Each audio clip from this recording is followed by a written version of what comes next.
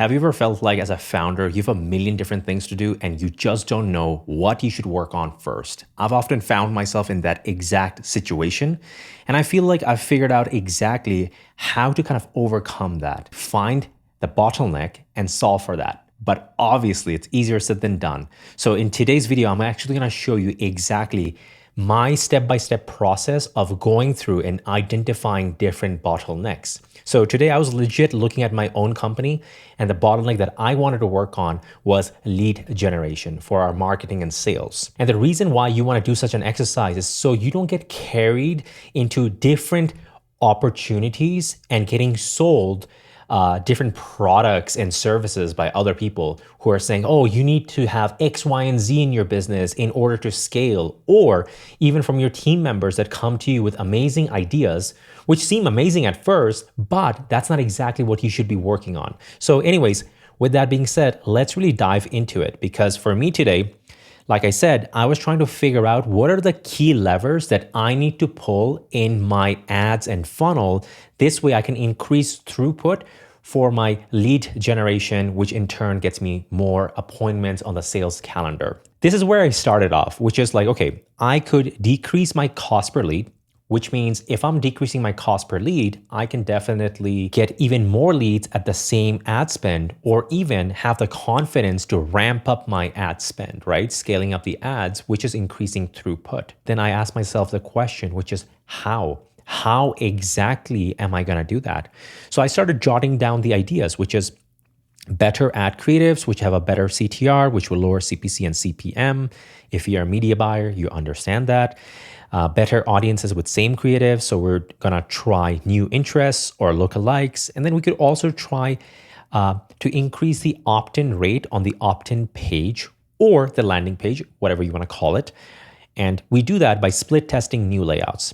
Then finally, we could try a different ad strategy. For example, if you're running, let's say, just conversion campaigns, you could try a messenger campaign, for example, or vice versa.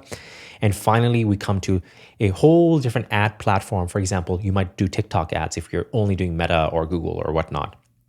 But here's the thing, a lot of people, they right away jump to this conclusion, which is, you know what, we should just go do an entirely new platform. Or I've heard my buddy say that messenger ads are killing it, so we should do it first. But it's kind of this weird thing about like, have you even tried these other activities?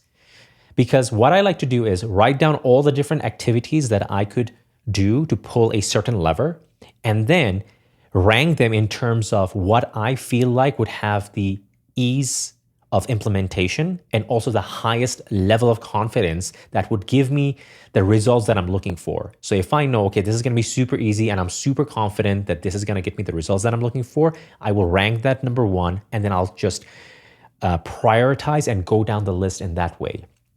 So again, the other levers that I thought about, which is decrease cost per appointment. How do we do that? Well, have a better VSL, which stands out with a unique offer, stirs up desire, creates urgency. We're trying to create a lot of intrinsic motivation in our prospects so they naturally want to just book a call.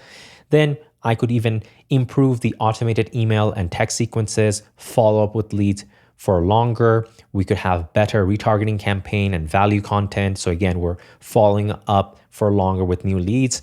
And eventually it could be like, you know what, we hire a setter to cold call or text every single lead as they come in. But again, these were all the different options on the table. Now, why I make this video is a lot of people will say, you know what, we need a setter because this is the key to the growing of my business. Like I need to have a setter, but there's a lot of other things that you could be doing because you always want to look upstream and figure out, why am I even having issues with people not wanting to book an appointment with me? Are they just not that interested? If that's the thing, then why are they not interested? Why are they like overlooking me? Is it the offer? Is it the VSL? Is it the marketing message and the ads? So think about that and see how can we actually solve that before we try to put a band-aid on this problem, which would be kind of like a setter. But of course, like if you've maximized all of that stuff, then of course, hire a setter, for example. And then the last lever that I was thinking about was decrease cost per call, which would be having better prospects booking appointments. So this is a direct result of the ad creatives and audiences, the VSL and the app questions. So this actually kind of stems up here.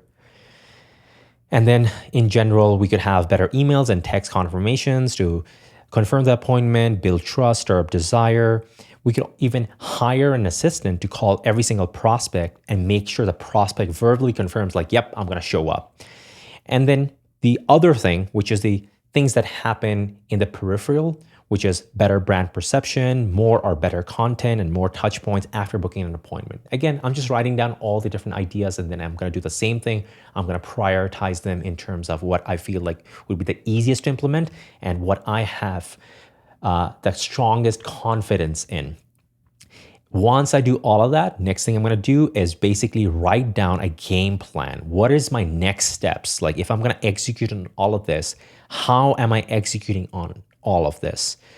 Once I do this, my friend, now I have my entire kind of game plan for the week or for the month or for the quarter. I mean, this example is pretty short, so you should be able to do it in a week's worth of time, right? So this is the exact process that I went through today, and I showed you step by step how I thought about solving this bottleneck, what are the key levers to pull, and what activities would contribute to that key lever. I really hope this helps you out. And so next time, before jumping to any conclusions or drowning in overwhelm when you have a million different things that you could do, sit down, take a deep breath, try to identify what is the bottleneck and how can I solve it. And if you just ask yourself that question, everything becomes very simple and clear, and you don't get into the weeds of emotions and feelings and thoughts and assumptions. So anyways, if you enjoyed this video, like and subscribe, and I'll see you in the next one.